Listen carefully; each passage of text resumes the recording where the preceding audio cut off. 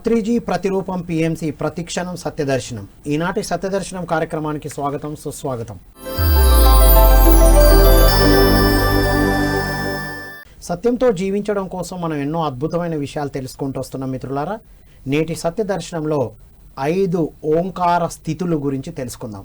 ఏమిటి 5 ఓంకార స్థితులు, సో వాటిని ఎలా అర్థం చేసుకోవాలి, వాటి ద్వారా ఏం జరగబోతుంది అనేటువంటి అద్భుతమైన విషయాలు సీనియర్ పిరమిడ్ మాస్టర్ మరియు మన పిరమిడ్ డాక్టర్ రామకృష్ణ గారి ద్వారా తెలుసుకుందాం. నమస్కారం సార్. నమస్కారం sir. Welcome to Satyadarshanam sir. Thank you sir. నమస్కారం. ఒకసారి పత్రిజీ గారికి ఆత్మ ప్రణామాలు తెలియజేస్తూ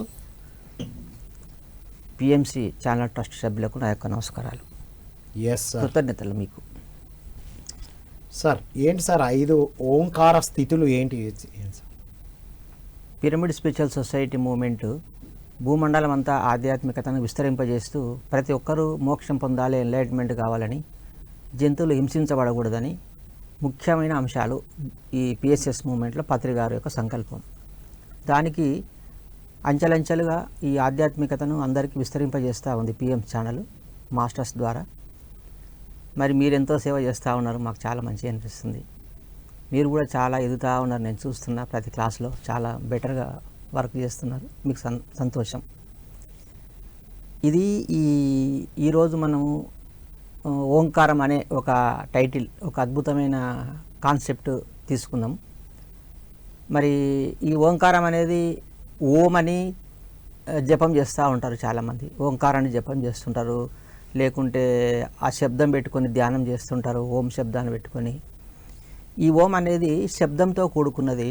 ఇది ఎక్కడి నుంచి వచ్చిందంటే నిశ్శబ్దం నుంచి బయటికి రిలీజ్ అయిందన్నమాట. ఎప్పుడో అనాది కాలం. ఓం అనే శబ్దం నిశ్శబ్దం నుండి వచ్చింది. నిశ్శబ్దం నుంచి అంత వస్తుంది బయటికి. అయితే మళ్ళీ మానవుడు ఈ ఓంకారాన్ని శబ్దం చేస్తూ నిశ్శబ్దంలోకి వెళ్ళిపోతాడు. జపం తీసుకొని ఓం ఓం అనుకుంటా లాస్ట్కు లయం అయిపోతాడు. లయం అయినప్పుడు జపం కింద పడిపోతుంది, మనసు లయం అయిపోతుంది. ఇక్కడ మనం తెలుసుకోవాల్సిన ముఖ్య విషయం ఏంటంటే జ్ఞానం ద్వారా మోక్షము. జ్ఞానం ఎలా వస్తుందంటే చిత్తశుద్ధి ద్వారా జ్ఞానం వస్తుంది. చిత్తశుద్ధి అంటే చిత్తం అంటే మనసు, శుద్ధి అంటే నిర్మలంగా చేసుకోవడం. చిత్తశుద్ధి ద్వారా జ్ఞానోదయం కలిగి మానవునికి మోక్షం వచ్చేస్తుంది. ఈ చిత్తశుద్ధి కొరకు మెడిటేషన్ చేయాల్సి వస్తుంది అన్నమాట, ధ్యానం చేయాలి. అట్లా గంటలు చేస్తూ ఉంటే మనసు శుద్ధి అయిపోయి తనను తాను తెలుసుకుంటాడు. తను ఎవరంటే ఆత్మ, ఒక చైతన్య పదార్థాలం. అయితే ఈ ఓంకారం అనేది మనం ఈరోజు ఒక చిన్న మ్యాప్తో మనం ముందుకెళ్దాం సార్. అందరికీ తెలిసిన విషయమే ఇది, గుర్తు దీన్ని చూడండి ఒకసారి, మనకు బాగా అర్థమవుతుంది. అయితే ఇది చూడండి, ఇలా ఓం షేప్ వస్తూ ఉంది. ఇది ఇక్కడ అంతే 5 భాగాలుగా విభజించారు దీన్ని. ఈ పైన ఉన్నది ఏంటంటే శరీరం. ఇంకా శరీరం కన్నా మనసు గొప్పది కాబట్టి, మనసుకు మైండ్కు మరణమే లేదు కాబట్టి దాన్ని ఇంకా కొంత గొప్పగా పెద్దగా లాంగ్గా తీసుకున్నారు. మనసు, శరీరము పోతుంది, మనసు పోదు. మనసు కన్నా బుద్ధి గొప్పది. ఆ బుద్ధిని ఇంకా విస్తరింపజేశారు మ్యాప్లో. ఆ బుద్ధి తర్వాత ఆత్మ, ఇది అర్ధచంద్రాకారంలో ఉంది కదా, ఇది ఆత్మ. ఈ పైన ఉన్నది పరమాత్ముడు. అయితే ఇందులో ఉన్న ఈ నాలెడ్జ్ చాలా మటుకు తెలియదు. పత్రికారు దీన్ని ఎక్కడి నుంచో తీసుకొచ్చి సేకరించి మనందరికీ అందించారు. మన ద్వారా ఇంకా ప్రజలకు తెలియాలి ఈ విషయం. అయితే ఇది సింబల్ ఏంటంటే మన ఆత్మ యొక్క సింబల్, అది మన చైతన్యం యొక్క గుర్తు. మనం కూడా 5 స్థితులు ఎదుగుతాం మనం. ఇప్పుడు రామాయణం ఉంది, రామాయణాన్ని ఆత్మాయణం అనడం బెస్ట్. ఆత్మ యొక్క స్థితులు శరీరం నుంచి ఆ స్థితిలో ఉండి, మనోస్థితిలో ఉండి, బుద్ధిపూర్వకంగా డెవలప్ అవుతూ ఆత్మస్థితిలోకి వెళ్ళి తర్వాత పరమాత్మకి వెళ్తుంది సార్. ఓకే. అయితే కొన్ని జన్మలు మనము ఈ శరీరంతో ఉంటాము, అంటే శరీర భ్రాంతిలో ఉంటాం ఒక 100 జన్మలు. ఇది శరీరమే, ఇంకేం లేదు అని ఈ శరీరం కొరకు జీవితాంతం కాలం గడుపుతూ ఉంటాడు. రెండోది ఏంటంటే ఈ దేహానికి కావాల్సింది ఏంది? నిద్ర, తిండి. ఇంకా ఈ నిద్ర తిండి జీవితాంతం గడుపుతూ ఉంటాడు అనమాట. పెళ్లి చేసుకుంటాడు, పిల్లలను పుట్టిస్తాడు. అంటే ఇది శరీరమే, నేను ఇంకేం లేను అనుకుంటాడు అనమాట ఒక 100 జన్మలు. ఆ 100 జన్మల తర్వాత శరీరాన్ని దాడతాడు, కొంత మనోస్థితిలోకి వస్తాడు మనిషి. అంటే మనసు చెప్పినట్టు వింటాడు. అందుకే ఇక్కడ ఈ మనసును పెద్దగా తీసుకోవడం జరిగింది ఇక్కడ కింద. ఈ మనసు స్థితిలో ఉన్నప్పుడు మనిషి ఏమనుకుంటాడంటే ఆ మనసు చెప్పినట్టు వింటుంటాడు అనమాట. ఏది చెప్తే అది చేస్తాడు. తన మనసు ఆధీనంలో ఉంటాడు పూర్తిగా. మనసుకు బానిస అయి ఉంటాడు. ఇప్పుడు భూమి మీద ఉండే రాజకీయ నాయకులు అందరూ కూడా ఈ రెండో స్థితిలో ఉంటారు. వాళ్ళు రాజకీయ నాయకులు అందరూ కూడా పరిపాలన చేస్తుంటారు. వాళ్ళు కూడా 100 జన్మలు పడుతుంది ఒక స్థాయికి రావడానికి. కొన్ని జన్మలు వార్డు మెంబర్గా, కొన్ని జన్మలు సర్పంచ్గా, జడ్పీటీసీగా, ఎంపీపీగా, ఇట్లా ప్రధానమంత్రిగా, మంత్రిగా, ఇట్లా జన్మలు ఎదుగుతూ ఆ రాజకీయంగా నాయకత్వం చెలాయిస్తూ కొన్ని జన్మలైన తర్వాత మెల్లగా బుద్ధి స్థాయిలోకి వస్తాడు మానవుడు. అంటే ఆ రాజకీయంగా ఉన్నప్పుడు ఎలా ఉంటారు వాళ్ళ స్థితి అంటే తను చెప్పిందే వినాలి వేదము. ఒకవేళ ఓడిపోతే చంపేస్తాడు. అంటే ఎవరిని లెక్క చేయడనమాట. అతను తన పదవి కొరకు ఏమైనా చేయగలుగుతాడు. ఇప్పుడు భూమి మీద మనం చూస్తూ ఉన్నాం రాజకీయ నాయకులు. వాళ్ళ రాజకీయ పిచ్చిలో ఎన్నో అరాచకాలు చేస్తుంటారు. చెప్పిన మాట వినరు. ఏదో ఒకటి చెప్పి ఒకటి చేస్తుంటారు. పదవి పేరు కొరకు వాళ్ళు ఆ జీవితాన్ని గడుపుతూ ఉంటారు. ఒక రావణాసుని లాగా ఉంటాం అన్నమాట. రావణ బ్రహ్మ రెండో స్థితిలో ఉంటాడనమాట. అట్లా తర్వాత కొన్ని జన్మలైన తర్వాత బుద్ధి స్థాయిలోకి వస్తాడు మానవుడు. బుద్ధిని వికసింపజేసుకుంటాడు. బుద్ధి స్థాయిలో ఉన్నప్పుడు ఇది ఇంకా పెద్దగా ఉంది కదా, ఇక్కడ ఇది ఎందుకు ఇట్లా పైకి పోయి కిందికి వచ్చి మళ్ళీ పైకి పోయి ఇన్ని వంకలు ఎందుకు చేశారంటే మానవుడు బుద్ధిపూర్వకంగా ఉన్నప్పుడు కొంత ఆధ్యాత్మికంగా ఉంటాడనమాట. అంటే భక్తి భావనలో ఉంటాడు. భగవద్గీత చదువుతాడు, రామాయణం చదువుతుంటాడు, మహాభారతం చదువుతాడు, గురువులను ఆశ్రయిస్తుంటాడు. మళ్ళీ ఏం చేస్తాడు, అన్నీ వదులుకొని మళ్ళీ ప్రాపంచికంగా తయారవుతాడు. మళ్ళీ ఒక జన్మల మళ్ళీ పుట్టి మళ్ళీ ఆధ్యాత్మికంగా ఉండి గురువులను ఆశ్రయిస్తూ చిన్న గురువులను మళ్ళీ వదిలేస్తుంటాడు. అందుకే ఇక్కడ ఏం చూపించాడంటే కొన్ని జన్మలు ఆధ్యాత్మికంగా ఎదిగి మళ్ళీ డౌన్ అవుతుంటాడు అన్నమాట, వదిలేసుకుంటాడు దాన్ని. మళ్ళీ కొన్ని జన్మలు మళ్ళీ బుక్స్ చదవడము, గురువులను ఆదర్శంగా ఉంటూ మళ్ళీ కొంత ఎదుగుతూ ఉంటాడు అన్నమాట. అంటే హెచ్చు తగ్గులు ఉంటుంది అన్నమాట బుద్ధి స్థాయిలో ఉన్నప్పుడు ఆధ్యాత్మికంగా. ఇప్పుడు మన ఎగ్జాంపుల్స్ ఇక్కడికి వచ్చినాక కూడా చాలామంది ధ్యానం చేస్తారు, మళ్ళీ వదిలేస్తుంటారు, మళ్ళీ వస్తాడు, మళ్ళీ పోతుంటాడు. అట్లా అనేక జన్మలున్న వాళ్ళు ఆ భక్తి స్థాయిలో ఉంటూ కొన్ని జన్మలు ఒకలాగా, కొన్ని జన్మలు ఒకలాగా ఉండేవాళ్ళు. కొన్ని జన్మలు వేస్ట్ చేసుకుంటారు అన్నమాట వాళ్ళు. అట్లా బుద్ధి స్థాయి నుంచి మానవుడు ఏం చేస్తాడంటే ఓకే ఒక్క నిమిషం మీరు నా వైపు చూడండి సార్. మీకు కెమెరా మిస్ అవుతుందట. అవునా? మీ లుక్ మీది ప్రాపర్ గా రాదు. మీరు నా దిక్కు చూసి మాట్లాడండి. అది తీసేయండి, కింద పెట్టండి. న్యాచురల్ గా మాట్లాడండి. మీరు అది ఉండడం వల్ల మీరు ఎటు చూస్తలేదు. అది కెమెరా రిసీవ్ చేసుకోవాలి కదా, తర్వాత మీరే అంటారు సరిగా రాలేదని. సరే రైట్ సార్, చెప్పండి. ఇప్పుడు ఈ బుద్ధి స్థాయి నుంచి మానవుడు ఏం చేస్తాడంటే చిన్నగా ధ్యానంలోకి వస్తాడనమాట. ధ్యానంలోకి వచ్చినాక సాధన పెంచుకొని ఇది శరీరం కాదు ఆత్మ అని తెలుసుకుంటాడు. కానీ ఆత్మస్థాయిలో ఉన్నప్పుడు కూడా సంపూర్ణ జ్ఞానాన్ని పొందలేకపోతాడు. ఆ ఆత్మస్థాయిలో ఉన్నప్పుడు బుద్ధుడు కూడా ధ్యాన సాధన పెంచుకొని ఆ మూడో నేత్రాన్ని తెరిపించుకొని ఆ కర్మ సిద్ధాంతాన్ని గురించి ఎన్నో గత జన్మలు చూసుకున్నాడు అనమాట. ఇట్లా ఎంతోమంది భూమి మీద ఆధ్యాత్మికంగా తపస్సు చేసి ధ్యానం చేసి మూడో కన్ను తెరిపించుకొని ఎన్నో అరాచ్మెంట్స్ కూడా చేసిన వాళ్ళు ఉండరు. ఇప్పుడు రావణాసురుడు ఉన్నాడు, రాక్షసులు వాళ్ళు ధ్యానం చేసి ఆ మూడో నేత్రాన్ని తెరిపించుకొని ఇంకా ముందుకు ఎదగలేకపోయారు. వాళ్ళు ఆ మూడో నేత్రాన్ని అనవసరంగా వాడుకొని హింస చేస్తూ వాళ్ళని ఇంకా దిగజారిపోయారు ఆధ్యాత్మికంగా. అయితే ఇక్కడ మనం తెలుసుకోవాల్సిన విషయం ఏం సార్ అంటే ఆధ్యాత్మికంగా మనము మూడో నేత్రం తెలుసుకున్న 50% మాత్రమే జ్ఞానం వస్తుంది మానవునికి, 100% రాదు ఇంకా అక్కడ. ఎందుకు అంటే వాళ్ళ దగ్గర సజ్జన సాంగత్యం స్వాధ్యాయం ఉండదు. అయితే ఇక్కడ ఇంకో స్టెప్ ఏముంది, ఆత్మ కన్నా పరమాత్మ స్థాయి ఇంకా అత్యంత గొప్పది కదా. ఆ పరమాత్మ స్థాయిలో ఉన్నప్పుడు అక్కడికి వెళ్ళాలి మనం అంటే ఏం చేస్తే మనం పరమాత్మ స్థాయికి వెళ్తామంటే ఆధ్యాత్మిక సేవ చేయాలి. నేను శరీరం కాదు ఒక ఆత్మనని తెలుసుకున్నాక ఏది సత్యం తెలుసుకున్నావో దాన్ని ఇతరులకు చెప్పాలి. ఇప్పుడు ఆ చెప్పడం వల్ల ఏమవుతుందంటే ఈ సేవ చేయడం వల్ల మనం పరమాత్మ స్థాయికి ఎదుగుతాం. ఇప్పుడు మనం ధ్యానం చేయకముందు ఏం సేవ చేశామంటే ప్రాపంచిక సేవ చేసుకున్నాం. ఇతరులకు భోజనం పెట్టడము, బట్టలు పట్టియడము, ఏదో మనం ఉన్నది ఇతరులకు పంచడం చేసినాము. ఈ ధ్యానంలోకి వచ్చినాక ఎలాంటి సేవ చేస్తాడంటే ఆధ్యాత్మిక సేవ చేస్తుంటాడు. ఎటు తిరిగి ఆత్మ గురించి, ఆ ధ్యానం గురించి భగవంతుని గురించి ఇతరులకు చెప్పడం జరుగుతుంది. అయితే ఇక్కడ తెలుసుకోవాల్సిన విషయం ఏంటంటే పత్రి సారు ఫస్ట్ నేను శరీరం కాదు ఆత్మ అని తెలుసుకున్న తర్వాత గురువు సాంగత్యంలో సేవ చేశాడు 30-40 సంవత్సరాలు. ఆధ్యాత్మిక సేవ చేయడం వల్ల వాళ్ళందరూ ఒక స్థాయిలో పరమాత్మ స్థాయిలకు వెళ్తారనమాట. గౌతమ బుద్ధుని చూసుకుందాము. ఇప్పుడు మనకు నెక్స్ట్ ఫస్ట్ రోజు బుద్ధ పౌర్ణమి వస్తుంది. ఆయన పౌర్ణమి రోజే ఎన్లైట్మెంట్ అయ్యి పౌర్ణమి రోజే పుట్టడము, పౌర్ణమి రోజే ఎన్నో తపస్సు చేసి సత్యం తెలుసుకున్నాడు అనమాట. అందుకే బుద్ధ పౌర్ణమిని అందరం మనం నడుపుకుంటాం. అయితే ఈ బుద్ధుడు కూడా ఏం చేశాడంటే ఆధ్యాత్మిక సేవ చేసి మహాపరినిర్వాణం పొందిండు. అయితే ఈ సేవ అనేది ఎట్లా ఉంటుంది సార్ అంటే ఈ సేవలో ఎప్పుడు మనం టైం బాగా స్పెండ్ చేయాలి, దానికి ఎక్కువ టైం ఇవ్వాలి సేవ కొరకు. ఇక్కడ ఏం సేవ ఉంటుంది అంటే ఆత్మసేవ చేయాలి, ఆత్మ గురించి చెప్పాలి.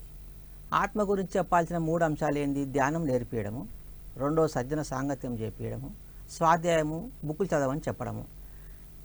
ఈ ఎప్పుడైతే మానవుడు తన తెలుసుకున్న సత్యాన్ని ఇతరులకు బోధించడం ద్వారా మనం ఒక పరమాత్మ స్థాయికి వెళ్ళిపోతాం. ఈ సృష్టిలో అత్యంత స్థాయి స్పిరిచువల్గా పరమాత్మ స్థితి అంటే ఒక పూర్ణాత్మ అనుకుందాం మనం. అంటే ఆ గ్యాప్ అందుకే ఉందా, అది ఆత్మ నుండి అక్కడికి వెళ్ళడానికి ఈ గ్యాప్ ఉంది కదా సార్. బుద్ధి నుంచి ఆ ఆత్మకి వెళ్ళడానికే గ్యాప్ ఉంది, ఇక్కడ అటాచ్మెంట్ లేదు దూరం. ఇంకా ఇది లాంగ్ పెట్టాలి కానీ తప్పు పెట్టాడు, ఇంకా లాంగ్ పెట్టాలి దీన్ని. ఇప్పుడు మనం ఇవి చూసుకుందాం, 5 ఫింగర్స్ చూసుకుంటే ఇది ఆత్మ పరమాత్మ గ్యాప్ ఎక్కువ ఉంది అనమాట. ఇది ఏంటంటే సేవ చేస్తేనే మనిషి పరమాత్మ స్థాయికి ఎదగడానికి అవకాశం. అంత ప్రయాణం జరగాలి, అంత ప్రయాణం లాంగ్ జర్నీ ఇది. ఆత్మ గురించి చెప్పడం, మోక్షం గురించి చెప్పడం, ఎన్లైట్మెంట్ గురించి చెప్పడము. అందుకే గురువులందరూ ఏం చెప్తారంటే ఇంతకుముందు ఒక మాట చెప్పాను, ఏంది మనసు శుద్ధి చేసుకుంటే చిత్తశుద్ధి ద్వారా జ్ఞానం వస్తుంది, జ్ఞానం కలిగినాక మోక్షం వస్తుంది అనేది ఇక్కడ. ఇట్లాంటి విషయాలు ప్రజలకు తెలియజేయాలి, మనం ధ్యానం చేపియాలి. అందుకే వాళ్ళు పత్రిసారు కానీ బుద్ధుడు కానీ అంత టైము ఎందుకు సేవ చేయడం అంటే వాళ్ళకు పూర్తిగా స్థితి తెలిసిపోయింది, సత్యం తెలిసిపోయింది వాళ్ళకు. పరమాత్మ స్థితి అంటే ఏంది, ఆత్మస్థితి అంటే ఏంది అనేది వాళ్ళకు సంపూర్ణంగా జ్ఞానం వచ్చేసింది. ఇప్పుడు బుద్ధుడుగానే ధ్యాన ప్రచారం చేయకుండా సేవ చేసాడు అనుకుందాం, అలాగే చనిపోతే ఆయన ఈ ఆత్మస్థితిలో ఉంటాడనమాట. పత్రిసారు కూడా అంతే, ఎన్నో జన్మల ఆత్మస్థాయిలో ఉండి ఈ జన్మల పరమాత్మ స్థాయికి ఎదగడం జరిగింది. కృష్ణుడు కూడా అంతే, ఆయన కూడా బోధ చేయడం వలన, ఇతరులకు చెప్పడం వలన ఆయన ఇప్పుడు శ్రీకృష్ణ పరమాత్మ అంటున్నాం మనం. అందుకే పిఎస్ఎస్ మూమెంట్ ఒక ముఖ్య ఉద్దేశం ఏంటంటే అందరినీ పరమాత్మ స్థాయికి తీసుకెళ్ళడం.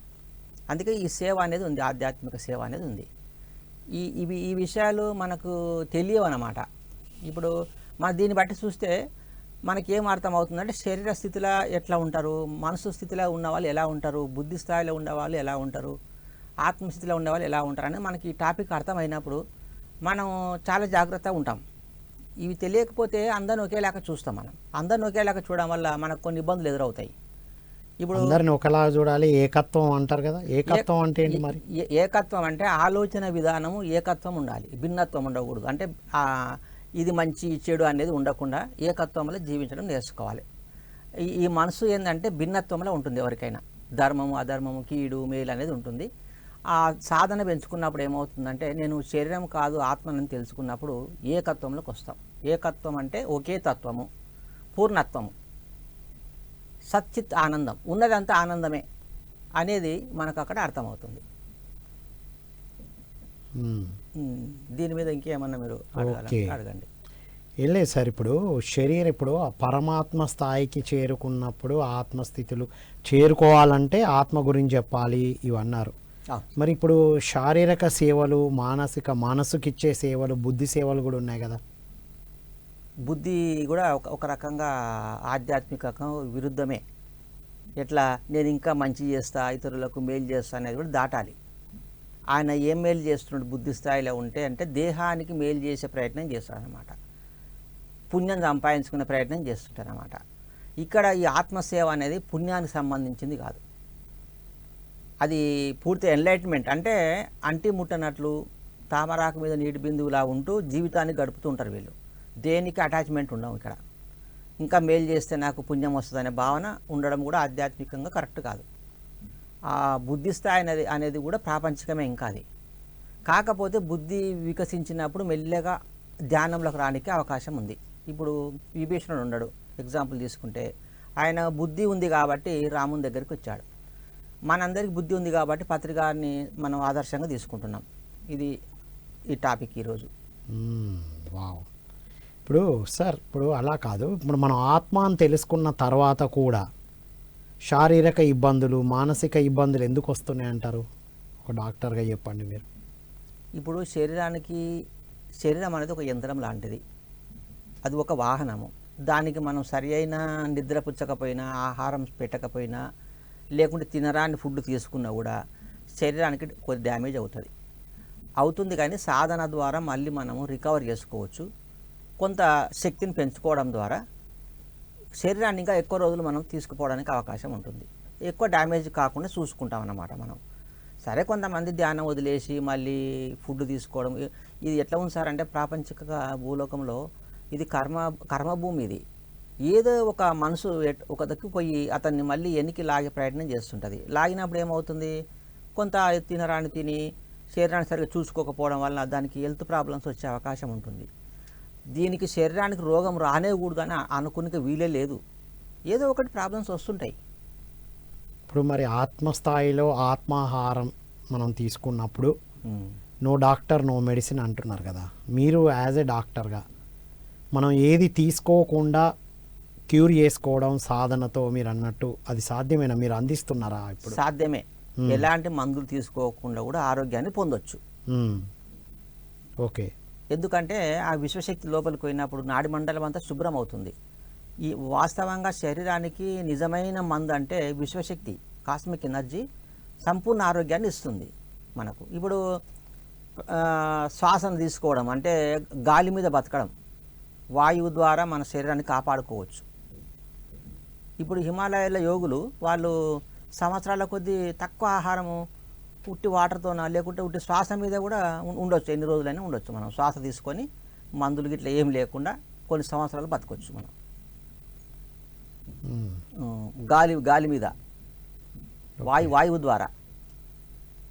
ఎటు తిరిగి మనిషి ఎక్కువ రోజులు ఉండాలి శరీరంతో అంటే ఎక్కువసేపు శ్వాసను ఆలోచనలు బంధింపజేసుకొని ఉండాలి. ఆలోచనలు కూడా శరీరాన్ని డ్యామేజ్ చేస్తుంది. అంటే ఆలోచన లేని స్థితిలో ఉండగలిగి అక్కడ శ్వాస కూడా లేకుండా ఉండి శ్వాస భూమధ్యలో నడుస్తుంటే ఏకదాటిగా ఎన్ని వేల సంవత్సరాలు ఉండొచ్చు. అంటే అది ధ్యాన సాధనలో. అవును, ధ్యాన సాధనలే. మళ్ళీ బయటకు వచ్చినాక ఆటోమేటిక్గా ఆలోచనలు ఉంటాయిగా. అయితే ధ్యానము సమాధి స్థితి అనేది ఉంది కదా. ఈ సమాధి స్థితి అంటే కళ్ళు తెరిచినాక, నీవు ధ్యానంలో ఉన్నప్పుడు ఎలా ఉన్నావో కళ్ళు తెరిచినాక కూడా మ్యాక్సిమం అలా ఉండగలగాలి. అంటే దాన్ని ఏమంటామంటే ఎరుక. నీకు వచ్చే ఆలోచనలు, చుట్టుముట్టు వాతావరణం ఎలా ఉంది, ఆ ఎరుకతో ఉన్నప్పుడు మనం అనేక సమస్యల నుంచి బయటపడడానికి అవకాశం ఉంటుంది. ఎరుక లేని స్థితిలో మనము రోగాలు అంటుకునేకి ఎక్కువ అవకాశం ఉంటుంది. ఎరుక అత్యంత శక్తివంతమైంది. మన యొక్క ఆత్మస్థితి ఏంటంటే ఎరుక. ఇప్పుడు సపోజు నేను అటు ఇటు చూస్తూ నడుస్తున్నా, నాకు తట్టు తగిలింది అనుకోండి, నాకు అప్పుడు ఎరుక వస్తుంది. ఏమొస్తుందంటే ముందర చూసి నడవాలి అనే ధ్యాస వస్తుంది నాకు. అన్ని పనులు అంతే. ఇంకా భోంచేసేటప్పుడు, మాట్లాడేటప్పుడు, చూసేటప్పుడు ఈ ప్రపంచాన్ని ఎరుకతో ఉంటే నీకు డ్యామేజ్ కాదు. అయితే డ్యామేజ్ కాదా అంటే ఎన్ని సంవత్సరాలు డ్యామేజ్ కాదంటే ఎన్ని సంవత్సరాలు అయినా కూడా శరీరము రోగగ్రస్తమై దేహాన్ని వదిలిపెట్టాల్సిందే. శరీరానికి ఏదో జబ్బు వస్తేనే అది మెత్తబడి పనికి రాకుండా అయినాక దేహాన్ని వదిలిపెట్టాల్సి వస్తుంది కదా. కానీ కొంతమంది ఎన్ని ఇబ్బందులు వచ్చినా ఎంతకాలం ఉండాలో అంతకాలమే ఉంటారు. కొంతమందికి ఏ ఇబ్బంది లేకపోయినా సడన్గా ఆ టైంలో ఇబ్బందులు క్రియేట్ అయ్యి వెళ్ళిపోతూ ఉంటారు. దీన్ని ఎలా అర్థం చేసుకోవాలి? ఆ వ్యక్తి చనిపోయిన వ్యక్తికి ఇబ్బందులు ఉండి చనిపోయిందా, ఇబ్బందులు లేక చనిపోయిందా అని ఆయనకు తప్ప ఎవరికి తెలియదు. ఓకే. నా స్థితి మీకు ఎలా గుర్తుపట్టగలుగుతారు? నా అంతర్గతంగా నేను రేపు చనిపోవాలని నిశ్చయించుకున్నా. ఒకరికి ఇద్దరు చెప్తా నేను బాడీ రికార్డ్ చేస్తున్నాను, వాళ్ళకి మాత్రమే తెలుస్తుంది. ఓకే. ఇంకా మిగతా వాళ్ళకి ఎలా తెలుస్తుంది ఎందుకు చచ్చిపోయింది? లేదు, నేను పూర్తి సీరియస్ కండిషన్ అయింది అయినా నేను బయటపడ్డా, మళ్ళీ 10 ఏళ్ళు ఎక్స్ట్రా ఉన్న భూమి మీద, అది నా ఇష్టం. అది ఎవరి సాగు వాళ్ళ చేతిలో ఉంది. 90% నీవు తొందరగా పోవాలనుకున్నా 10% కొంచెం మనం వచ్చేటప్పుడే ఒక డిసిజన్ తీసుకొని వస్తాం సార్. నేను నా పని ఇది, ఆ పని పూర్తి అయిపోయినాక నేను వెళ్తా అన్నప్పుడు ఖచ్చితంగా వెళ్తాం మనం. రైట్. ఇప్పుడు పని అంటున్నారు కదా సార్, కొంతమందిని చూస్తున్నాం మనం. పని అంటే వాళ్ళు ఫిజికల్గా ఏ పనుల్లో కనబడట్లే. కొంతమందిని అంటే మా నైబర్స్ అక్కడిక్కడ చూస్తున్నాము, కళ్ళు లేవు, ఏజ్ అయిపోయింది, అయినా కూడా సర్వైవ్ అవుతూనే ఉంటారు. ఇంకా ఉంటారు భూమి మీద. సాధన ఉన్న వాళ్ళంటే వాళ్ళతో ఏదో స్ప్రెడ్ అవుతుంది అనుకుందాం. అవును సార్. సాధన లేదు, ఏ సాధన లేదు, ఊరికేనే ఉన్నారు. ఎందుకు అంటారు? ఆ పర్పస్ని ఎట్లా అర్థం చేసుకోవాలి? ఎవరు ఊకే లేరు భూమి మీద. అంతేనా? అవును. నిద్రలో ఆత్మ నేర్చుకుంటుంది రాత్రిపూట. అచ్చా. ఇప్పుడు జాగృతావస్థలో కొంత నేర్చుకుంటున్నాడు పగులు, మ్మ్. నిద్రావస్థల నేర్చుకుంటుంది ఆ చైతన్యము, సుషుప్తావస్థల గాఢ నిద్రలో కూడా నేర్చుకుంటాము, దేహం వదిలిపెట్టినాక కూడా నేర్చుకుంటుంది. ఎప్పుడు నేర్చుకునడమే ఉంది. మనం ఏమనుకున్నాం అంటే పగులు వీళ్ళు ఏం పని చేస్తలేదు, వట్టిగానే ఉన్నట్టుగా కనబడతాను. లేదు లేదు, వాళ్ళ ఆలోచన విధానం ద్వారా ఆ ఎరుకతో కొంత వాళ్ళకు నేర్చుకుంటున్నారు. ఈ భూమి మీద ఏ జీవి ఉట్టిగా లేదు. ఇప్పుడు ఏదో ఇబ్బందులు ఉన్నా కూడా వాళ్ళు ఏదో ఇంకా అయిపోయింది అన్న వాళ్ళు కూడా ఇంకా కొనసాగిస్తూ ఉంటారు లైఫ్. ఏంటి వాళ్ళకి చనిపోవాలని లేదు, ఇంకా వాళ్ళకి ఇంకా ఉండాలని ఉంది. భవరోగం అంటారు కదా దాన్ని, మరి భవరోగమే. దేహ భ్రాంతిలో ఉంటూ ఇక్కడనే ఉండాలి, బాగుందిలే ఇక్కడ అనే భ్రాంతిలో ఉండడం. కానీ ఎప్పుడో ఒక రోజు మళ్ళీ అవగాహన కూడా వస్తుంది, తప్పక 100% వస్తుంది. నేను వదిలిపెట్టాలనే అవగాహన వస్తుంది. అది వాళ్ళకి ఎవరికి వాళ్ళకే రావాలి. ఎవరికి వాడే యమునా తీరే. ఒకరికి తెలియదు. అంటే జ్ఞానం తీసుకున్న వాళ్ళకి జ్ఞానం లేని వాళ్ళకి ఏంటి సార్ ఈ అనుభవించడంలో? జబ్బులు అనుభవించడం అయినా వెళ్ళిపోవడం అయినా? జ్ఞానం ఉన్న వాళ్ళు ఇప్పుడు దుఃఖం నుంచి విడుదల అనుకుందాం. శారీరకంగా 3 దుఃఖాలు ఉంటాయి: వృద్ధాప్య దుఃఖము, మరణ దుఃఖము, రోగ దుఃఖము. జ్ఞానం వచ్చినాక దేహ దుఃఖం ఉండదు, రోగ దుఃఖం ఉండదు. భయపడడు దానికి, రోగానికి. ఆనందంగా ఉంటాడు జబ్బు వచ్చినా కూడా. చనిపోతానేమో మరణ భయం కూడా ఉండదు. ఎందుకంటే నేను చనిపోను, నన్ను శరీరం కాదు, నేను ఒక చైతన్య పదార్థాన్ని. పోతే శరీరం పోతుంది కానీ ఆత్మ నాకు సావే లేదనే భ్రాంతిలో ఉంటాడు, మంచిగా ఆనందంగా ఉంటాడు. ఇప్పుడు చావే లేదు అంటే ఎప్పుడు చనిపోనేమో అనుకుంటున్నారు కొంతమంది. అవును. కాదు, ఆత్మకు లేదు, శరీరానికి ఎప్పటికైనా ఉంది. అవును, ఈ దేహాన్ని వదిలిపెట్టాల్సిందే. వృద్ధాప్యం వచ్చినాక ఎన్లైట్మెంట్ అయిన వాళ్ళు వయసు ముగ్గినాక దేని గురించి వాళ్ళు చింతించరు. ఇంకా ఉన్న దాంట్లోనే ఆనందపడుతూ తృప్తి పడుతూ ఎరుకతో ఉంటే, అంటే నీకు ఎవరేం చేయకపోయినా బాధపడవు, చేసినా ఎగిరి గంత చేయకుండా అంటి ముట్టనట్లు ఉంటావు. కాబట్టి ఆ ముసలితనంలో చాలా హ్యాపీగా ఉంటారు వాళ్ళు. అది జ్ఞానం వచ్చిన వాళ్ళు. ఆ జ్ఞానం రాని వాళ్ళు బాధల దుఃఖంలో ఉంటారు వాళ్ళు. రోగం అంటే, శరీరం అంటే భయము, మరణం అంటే భయము, వృద్ధాప్యం అంటే ఇంకా భయపడతాడు. సో జ్ఞానులు ఎలా ఉండాలి అనేది ఇది మ్యాటర్. ఎస్. కొంతమందికి మరి చాలా లేటుగా అందుతూ ఉంటుంది ఈ జ్ఞానం, కొంతమందికి ఏమో తొందరగా అందుతూ ఉంటుంది. గత జన్మల సంస్కారం. నేను గత జన్మలో ఎన్లైట్మెంట్ అయిన అనుకుందాము, నేను ఇంకా ఈ జన్మలో కొద్దిగా ప్రచారానికి వచ్చిన నాకు తొందరగా జ్ఞానోదయం కలుగుతుంది. అసలు ధ్యానమే తెలియదు కొంతమందికి. ఈ జన్మలో ఫస్ట్ టైం ధ్యానం చేయడము, వాళ్ళకు చాలా టైం తీసుకుంటుంది. ధ్యానంలోకి వస్తూ పోతూ వదులుతూ మళ్ళీ చేస్తూ ఉంటారు వాళ్ళు. ఆ సోల్స్ అన్నీ కూడా ఇంట్రెస్ట్ చూపకపోవచ్చు. వీళ్ళు ఏదైనా ఆశ మీద వచ్చి ఉంటారు, రోగాలు తగ్గాలని. రోగం తగ్గినాక ధ్యానం బంద్ చేసుకుంటాడు. అట్లా కొంత. కానీ సత్యం తెలిసిన వాళ్ళు ఎప్పుడు ఒకేలాగా ఉంటారు వాళ్ళు. ఇప్పుడు ఆత్మస్థితిలోకి వెళ్ళి పరమాత్మ స్థాయికి వెళ్ళడం కోసం ప్రచారంలో ఉన్నా కూడా ఈ గుణాలు మారకుండా పాత గుణాలు మళ్ళీ బయటకు వస్తూ ఎందుకుంటారు అలాగా? ఈ సజ్జన సాంగత్యము, స్వాధ్యాయము, ధ్యానము, ఈ 3 అంశాలు ప్రతిరోజు నిత్యం లేకపోవడం ఒకటి. ప్రచారం చేస్తున్నాం కదా అని ఇవన్నీ పక్కన పెట్టడం. అవును సార్, ఇవి చేస్తూ ప్రచారం చేయాలి, రోజు చేయాలి. ఇవి ఎంత ప్రచారంలో ఉన్నా సాధన కంపల్సరీ. స్వాధ్యాయము, సజ్జన సాంగత్యమే చేయాలి. అవును. మన గుణాలు మారుతున్నాయంటే చుట్టూ ఉన్న సజ్జనులు ఉన్నారా లేదా చూడాలి. అవును. నీ స్థితి నీవు ఎరుకతో గమనించుకో. నీకు ఎక్కడన్నా పొరపాటు చేస్తున్నావా ఏమన్నా అనేది తెలుసుకోవాలి మనమే. నీకు ఎనర్జీ లేదనుకో, సాధన పెంచుకొని శక్తిని పెంచుకోవాలి. సో టూకీగా ఒక్కొక్క లెవెల్ నుంచి ఎలా ఎదుగుతాము, ఓంకారం ఏం చూపిస్తుందో చెప్పారు. అవును సార్. సో ఇంకా డీప్గా ఒక్కొక్క దాన్ని ఎలా అర్థం చేసుకుంటూ దాన్ని దాటడానికి లెవెల్ 1లో సాధనతో ఇవన్నీ దాటుతాం. అవును. ఇంకా డీపర్ లెవెల్లో అర్థం చేసుకోవాలంటే ఎలా సార్, ఏం చెప్తారు? ఈ శరీరం అనేది మన తల్లిదండ్రుల ద్వారా వచ్చింది. దేహం, కనిపించే శరీరం, పంచభూతాలతో తయారైన దేహము మన అమ్మ నాన్న ద్వారా, స్పర్మ్ ద్వారా ఈ శరీరం నిర్మాణం జరిగింది. మనసు ఎక్కడి నుంచి వచ్చిందంటే ఈ జన్మకు సంబంధించిన మనసు మనది. మనసు ఈ జన్మకు సంబంధించింది. పుట్టినప్పటి నుంచి నేను ఇంతవరకు ఎట్లాంటి సంస్కారంలో ఉన్నా, ఎటువంటి సాంగత్యంలో ఉన్నా, ఎలాంటి కుటుంబంలో ఉన్నా, దాన్ని బట్టి నా మనసు ఇలా తయారవుతుంది. బుద్ధి అనేక జన్మల నుంచి వస్తుంది. ఎన్నో జన్మ పరంపరల బుద్ధిని వికసింపజేసుకుంటుంది మానవుడు. ఆత్మ అనేది పరమాత్మ నుంచి వచ్చింది. మన చైతన్యము విశ్వం నుంచి, మహామూల చైతన్యం నుంచి ఒక శకలం అది. అయితే మనిషి శరీరము మనస్సు స్థితిల్నే ఉంటూ భూమి మీద జీవితం గడుపుతూ ఉంటాడనమాట. బుద్ధి పెరగాలంటే కొన్ని జన్మలు పడుతుంది. బుద్ధి పెరిగిన స్థితిలో ధర్మము, న్యాయము, నీతి ఈ స్థితిలో ఉంటామన్నమాట. మనం బుద్ధి వికసించినప్పుడు ఆ బుద్ధి ఎప్పుడైతే పెరిగిందే మోక్షం వస్తుంది సార్.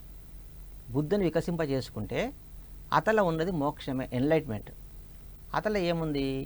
సాధన, చిత్తాన్ని నిరోధించడం, శుద్ధి చేసుకోవడం ఉంటుంది అతల. నెక్స్ట్ మనకు ఆ మనసు అనేక జన్మలలో ఏదైతే చెడు మంచి సంస్కారాలు మన మైండ్లో ఉంటాయి, ఆ మైండ్ కంటిన్యూగా అనేక జన్మల మనతో పాటు వస్తూనే ఉంటుందన్నమాట. అంటే గత జన్మల మంచి సంస్కారాలతో పాటు చెడు సంస్కారాలు కూడా బయటకు వస్తాయా ఇటువైపు మళ్ళీ? మనతో పాటు ఉంటాయి, అటాచ్మెంట్ ఉంటాయి అన్నమాట. అవి మన మైండ్లో. ఇప్పుడు చాలా మంది ఎందుకు అలా ఉన్నారంటే గత జన్మ నుంచి వచ్చింది అది. అవును, ఆ చెడు సంస్కారాలు ఎక్కడి నుంచి ఉన్నాయి, ఎందుకు అట్లా వాళ్ళకు అలాంటి లక్షణాలు ఉండేవి, అట్లా ఎందుకు ప్రవర్తిస్తున్నారంటే గత జన్మల సంస్కారాలు అవి. కొంత ఈ జన్మల వాళ్ళ యొక్క సాంగత్యం ఎవరి దగ్గర ఉంది, ఎలాంటి పాఠాలు నేర్చుకున్నారు వాళ్ళు ఈ జన్మల, ఎలాంటి వ్యక్తులు ఏమడి తిరిగిండ్రు, అట్లాంటి సంస్కారాలు కూడా వీళ్ళు తీసుకుంటారన్నమాట. ఓకే. అయితే మొత్తం మీద గత జన్మల సంస్కారమే మనల్ని ప్రతి జన్మలో వస్తూ కంటిన్యూగా అవుతూ ఉంటుంది. అయితే ఈ గత జన్మల సంస్కారాలు, వాసనలు ఏవైతే ఉన్నావో ఇవి చెడు సంస్కారాలు బలంగా ఉంటే కానీ ఆధ్యాత్మిక వైపు పోనీయవు, మనల్ని ధ్యానం చేయనీయవు. మరి ఎట్లా ఆ సంస్కారాలు, చెడు సంస్కారాలు ఉన్నప్పుడు ధ్యానము కుదరకపోవడము, చేయకపోవడం వల్ల నష్టపోతాం. అయితే దానికి ఏం చేయాలంటే ఆ మంచి సాంగత్యములు తిరగడం అభ్యాసం చేసుకోవాలి. నీకు ధ్యానం కుదరాలనుకున్నావు, ఆ మాస్టర్స్ వెంబడి ఎక్కువ టైం స్పెండ్ చేయాలి, లేదు ఒక గురువును ఆశ్రయించాలి. అట్లాంటి సాంగత్యంలో ఉంటే మనకు ధ్యానం కుదరడానికి ఎక్కువ అవకాశం ఉంటుంది. తొందరగా మనిషి ఎన్లైట్మెంట్ గానికి కూడా అవకాశం ఉంది. మొత్తం మీద మానవుడు జన్మలు వృధా చేసుకుంటాడు ఎక్కువ శాతం. చెడు సాంగత్యంలో ఉండి ఆ మనసు మాయలబడి ఎన్నో జన్మలు వృధా చేసుకుంటూ ఉంటాడు. కొన్ని సోల్స్ అన్నీ కూడా అంత వృధా చేయకుండా ఆ ఎరుక తొందరగా వచ్చి ఏదో ఒకటి సాధించాలి, నేనెవరో తెలుసుకోవాలన్నాను నేనని ఆ భావన కలుగుతుందన్నమాట. కలిగినప్పుడు అతను ఆ శ్రద్ధతో గురువుని ఆశ్రయించి చక్కటి సాంగత్యంలో ఉండి తనను తాను తెలుసుకుంటాడు. ఇక్కడ మనము ఆల్రెడీ ఎన్లైట్మెంట్ ఉన్న వాళ్ళమే అందరం భూలోకంలో, కానీ మాయ చేత కప్పబడింది ఆ చైతన్యం. మనసు అనే మాయ చేత కప్పబడింది. దాన్ని శుద్ధి చేస్తే ఉన్నదే చైతన్యం. ఆ శుద్ధి చేసుకోవడానికి మనిషి ఇంత ప్రయాసపడాల్సి వస్తుంది, ఎంతో సాధన చేయాల్సి వస్తుంది, ఎంతో స్వాధ్యాయం చేయాల్సి వస్తుంది, సజ్జన సాంగత్యం చేయాల్సి వస్తుంది. ఓకే. ఇప్పుడు మనం అనుకుంటున్నాము ఏదో కొంత ధ్యానం చేసి మళ్ళీ రేపు ఎల్లుండి చేస్తా పోస్ట్ పోన్ చేయడం సరిగ్గా అది సరైన పద్ధతి కాదు. ఇంకొకటి ప్రచారం చేస్తుందో చాలామంది, కొంతమంది ఎట్లా చేస్తారంటే ఫలితాన్ని ఆశించి చేస్తారు. నిష్కామ కర్మ కింద కాకుండా ప్రచారం చేస్తే మాకు ఏదో వస్తుంది, పేరు వస్తుందని కొంతమంది చేస్తారు, డబ్బులు వస్తుందని కొంతమంది చేస్తారు. ధ్యానంలో కూర్చొని డబ్బులు వస్తున్నట్లు ప్రచారానికి డబ్బులు రావుగా, రావు కానీ వాళ్ళు అట్లా అనుకోరు కదా సార్. చేస్తే ఏదో కలుగుతుంది, లక్షలు కోట్లు వస్తాయి అంతేందుకు. ఇప్పుడు ధ్యానంలో కూర్చొని డబ్బులు వస్తేట్టు సంకల్పం పెట్టుకొని ధ్యానం చేయమని అంటున్నారు, మాట అంటున్నారు. బ్రేక్ ఇవ్వాలా? మీరు ఒకసారి సెట్ చేసుకోండి సార్. మీ ఫ్రేమ్ మొత్తం చేంజ్ అవుతుందట సార్ ఇవాళ. ఓకే. ఏమైంది సార్ ఇవాళ అంతా రిలాక్స్గా లేరు? అంటే ఈరోజు ఇది ఎంత టైం అయింది మొత్తం? ఇంకొక 10 minutes చెప్తారులేండి. మీరు ఫుడ్ సిట్టింగ్ చేంజ్ అయ్యి ఫ్రేమ్ ఇదవుతుంది. ఇప్పుడు ఓకే. అలాగే కూర్చోండి. ఓకే. Right sir.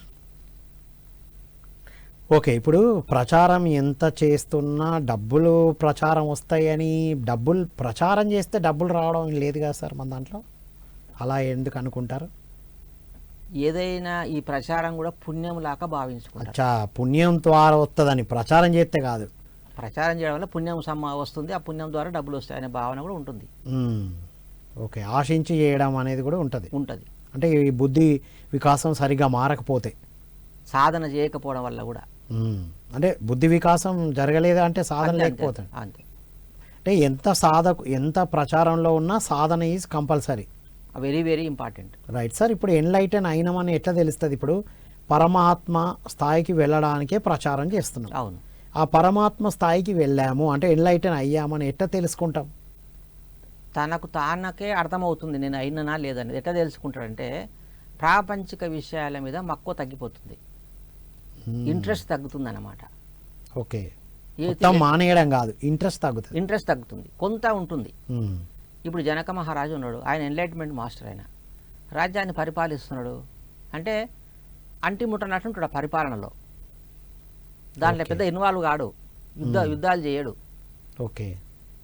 ఈ శ్రీరామచంద్రుడు ఉన్నాడు, ఆయన ఎన్లైట్మెంట్ మాస్టర్, ఆయన పరిపాలకుడే, రాజకీయ నాయకుడు, ఒక రాజు.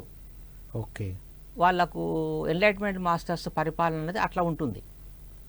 అందుకే ఆధ్యాత్మిక గురువులే పరిపాలించాలి అనేది మన పిఎస్ఎస్ మూమెంట్ 4వ అంశం. ఓకే. ఆధ్యాత్మిక గురువులు పరిపాలిస్తే ప్రపంచం అంతా సౌభాగ్యంగా ఉంటుంది, జంతువులు చంపబడవు, యుద్ధాలు జరగవు, అంతా బాగా పర్ఫెక్ట్గా ఉంటుందని. అట్లా ఎప్పుడైతే ఈ స్పిరిచువల్ నాలెడ్జ్ ఉన్న వాళ్ళు పరిపాలకులు అయినప్పుడు ఏమవుతుందంటే ఈ ఆధ్యాత్మిక దిగజారిపోదు, కుంటుపట్టిపోదు. ఎన్నోసార్లు ఆధ్యాత్మికంగా బుద్ధుడు వచ్చి, కృష్ణుడు వచ్చినప్పుడు, బ్రహ్మంగారు వచ్చినప్పుడు వాళ్ళు ఒక లెవెల్లో తీసుకొచ్చి మళ్ళీ వాళ్ళు లేకుండా అయినాక మళ్ళీ డౌన్ కావడము, ఆశ్రమాలలో పోవడం అట్లా జరుగుతుంది అన్నమాట. ఎందుకంటే పరిపాలకులు సరిగ్గా లేకపోవడం వల్ల స్పిరిచువల్ మీద బాగా దెబ్బ పడుతుంది భూమి మీద. వాళ్ళకు కొంత ధ్యానం నేర్పించి వాళ్ళకు కూడా కొంత ఆత్మజ్ఞానం అందిస్తే వాళ్ళు పరిపాలన చక్కగా చేస్తారు. అట్లా అది అన్నమాట ఇంపార్టెంట్. ఓకే. ఒకసారి ఈ స్పిరిచువల్ను పొలిటికల్ లీడర్స్కి అందిస్తే శాశ్వతంగా స్పిరిచువల్గా ఉంటుంది భూమండలం అంతా కూడా. ఇప్పుడు మనము పిరమిడ్ మాస్టర్లు అందరం ధ్యానం నేర్పడము, మాంసం తినొద్దని ర్యాలీలు చేస్తున్నాము. అదే పొలిటికల్ లీడర్స్ ఏం చేస్తారంటే మాంసం తినమని చెప్తారు. వాళ్ళకి ధ్యానం నేర్పించాలి ఫస్ట్. వాళ్ళ లోపల మార్పు తీసుకొస్తే పరిపాలన చాలా. మీ ఊర్లో ఎప్పటి నుంచో చేస్తున్నారు కదా, రాజకీయ నాయకులు కూడా వచ్చి సాధనలు చేస్తున్నారా? సర్పంచ్, జెడ్పీటీసీలు వస్తున్నారు. మీరు విలేజ్లో ఉంటారు కాబట్టి ఎక్కువ తెలుసు కదా. చిన్న స్థాయిలో ఉన్న వాళ్ళు వస్తారు. అప్పటి నుంచి చేంజ్ వచ్చింది. కొంతమంది మన స్పిరిచువల్గా ఉన్న వాళ్ళు కూడా సర్పంచ్లు అయ్యారు, మన మాస్టర్లు కూడా. అవునా? పిరమిడ్ మాస్టర్లు కూడా సర్పంచ్ గెలిచారా? వాళ్ళు గెలిచిండ్రు మొన్నసారి. వారి ద్వారా ఏం జరుగుతుంది మరి విలేజ్లో? ఇంకా అంతే, అంత తొందరగా మార్పు తీసుకురావాలంటే కొంత కష్టం ఉంటుంది. కానీ పిరమిడ్ ధ్యాన కేంద్రాలు నిర్మించడాలు ఇట్లాంటివి చేసుకోవచ్చు. కొంచెం మాంసాన్ని తగ్గియడము, మాంసాహారాన్ని తీసుకోవద్దని చెప్తారు. కొంచెం భక్తి భావన కలుగుతుంది ప్రజల లోపల. ఓకే, బాగుంటుంది. అన్యాయం చేయడు, ప్రజలను దోసుకోడు. మరి అంటే ఇప్పుడు 50 మంది అట్లుండి ఇద్దరు వీళ్ళుండి అట్లా జైలు కాగలుగుతున్నారా మరి ఇప్పుడు? అంటే ఎట్లా సార్? అలాగే నిష్టగా ఉండగలుగుతున్నారా మరి తెలిసిన వాళ్ళు? అలా ఉన్నారా? నడుస్తుందా? అట్లా నడుస్తుంది, చాలా బాగా మంచిగా ఉంది. Right sir. సో ఫైనల్గా మీ మెసేజ్ సార్ ఇవాళ? ఏం లేదు, ఓం అనేది నిశ్శబ్దం నుంచి వచ్చిన ఒకానొక శబ్దం. అది అంతకన్నా గొప్పది.